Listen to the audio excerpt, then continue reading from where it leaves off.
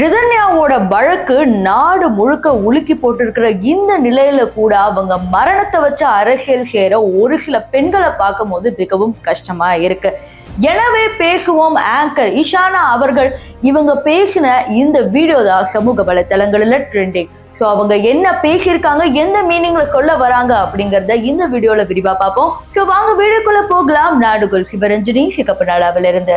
Anchor Ishana எப்படின்னு பார்த்தீங்கன்னா திமுகவோட ஒரு தீவிர தொண்டன் அப்படிங்கிற மாதிரியே வந்து சொல்லலாம்.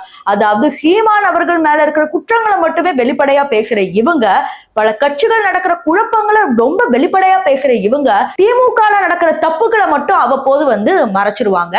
இதெல்லாம் ஒரு பக்கம் இருக்கும் போது ரிதன்யாவோட வழக்குல பேசிருக்கிறதா இப்போ சர்ச்சை ஆகிருக்கிறது. அதாவது பாத்தீங்கன்னா மேக்கப் போடும்போது ரிதன்யா என்ன சொல்லிருப்பாங்கன்னா, என்னோட மேக்கப் பார்த்துட்டு எல்லாரும் ஐயர் பொண்ணு மாதிரி இருக்கேன்னு சொன்னாங்க, எனக்கு செம்ம ஹாப்பி அப்படின்னு சொன்னது ஒரு வெகுளித்தனமா சொன்ன ஒரு விஷயம். ஃபார் எக்ஸாம்பிள் அன்னியன் படத்துல வந்து ஐயங்கார் வீட்டு அழகே அப்படிங்கிற பாடலை நம்ம ஜாதிய முறையில வந்து கேட்கறது இல்ல, அது ஒரு பாடல் கேட்கிறோம். அது மாதிரி வெகுளியா சொன்ன ஒரு லைனை வச்சு ரிதன்யாவோட கேரக்டரே தப்பா பேசுற இந்த பெண்ணை வந்து என்ன சொல்றது அப்படிங்கறதே வந்து தெரியல.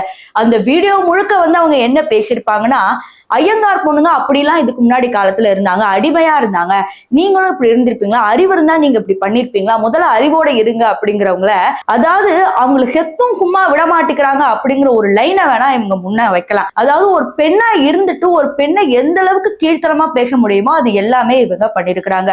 பெரியாரோட கருத்துக்களை முன்மாதிரியா கொண்டு வந்து பேசுறது இங்க தவறு இல்ல, பெரியாரோட கருத்துக்களை வலிமையா பெண்களிடம் வைக்கிறதும் வந்து தப்பு இல்ல. அப்படி இருக்கிற இந்த சமயத்துல வெகுளித்தனமா சொன்ன ஒரு விஷயத்துக்கு இவ்வளவு ஒரு ஆழமான ஒரு கருத்துக்களை பதிவிடலாமா? அந்த கமெண்ட் செக்ஷன்ல கூட பாத்தீங்கன்னா பல பேரு ரிதன்யாக்கு சப்போர்ட்டா பேசாம இந்த பெண் பேசினதுக்கே வந்து பாத்தீங்கன்னா கரெக்டா பேசுனீங்க, இப்படிதான் இவங்களுக்கு எல்லாம் பதில் சொல்லணும் அப்படிங்கிற மாதிரி. இது ரிதன்யாவோட குடும்பத்தார்கள் பார்த்தாங்கன்னா எந்த அளவுக்கு மனவேதனையில இருப்பாங்க.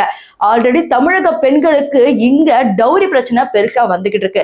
எத்தனை டவுரி பிரச்சனை, எத்தனை ஊழல் பிரச்சனை அப்படிங்கிறது பணத்திலே டிஃப்ரெண்டா இருக்கு. அதை பத்தி பேசாத இந்த பெண் ரிதன்யா சொன்ன வெகுளியான ஒரு லைனை மட்டும் வச்சுட்டு அரசியல் பண்றது பார்க்கும் போது மிகவும் கீழ்த்தனமா இருக்கும். சோ இந்த மாதிரி பெண் ஆங்கரை பார்க்கும் போது இதை வச்சு கூட அரசியல் செய்யறாங்க அப்படின்னு நினைக்கும் போது மிகவும் கஷ்டமா இருக்கு. சோ இதை பத்தி நீங்க என்ன நினைக்கிறீங்க அப்படிங்கறத கமெண்ட் செக்ஷன்ல சொல்லுங்க.